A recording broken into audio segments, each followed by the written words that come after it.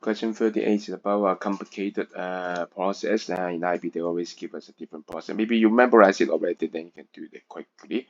So no matter how we have to process, so investigate them step by step. I find step 2 and step 3 easier to think about.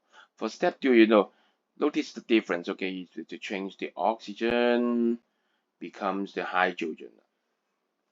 So obviously you have to add a lot of hydrogen ion to it, right?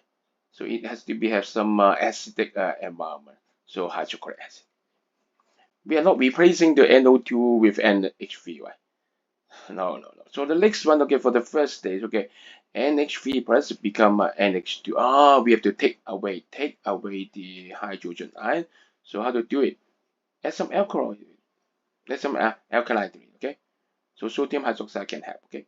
So this is the gas. So from this, still low you. So you have to think about the first step. The first step is hard, okay? How to add NO2 to it. How to make it more meaningful or more smooth. Look at here, if you use HNO2, okay, to add to it. So H plus will remain. So where can the H plus go? Right? Right. Yeah. But if you add HNO3 to it, there is OH remaining. But it's okay. You add hydrochloric acid, sulfuric acid. Sulfuric acid has a hydrogen ion, and then this thing add together can become water. Right? Neutralization. Yeah, that makes sense. Okay. So to me, A, B, these two steps is better. Okay. Just a guess. Okay. So the answer is A. Of course, you can say, Mr. Carr, I remember all the steps. To me, it is just a textbook problem. But then it's excellent. But if you can't do it, my sharing is just some suggestion.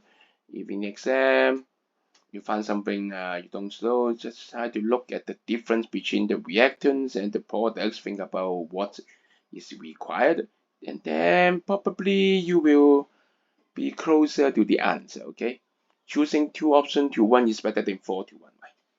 Right? So method elimination is an excellent step. And you guys are amazing. See you for next question.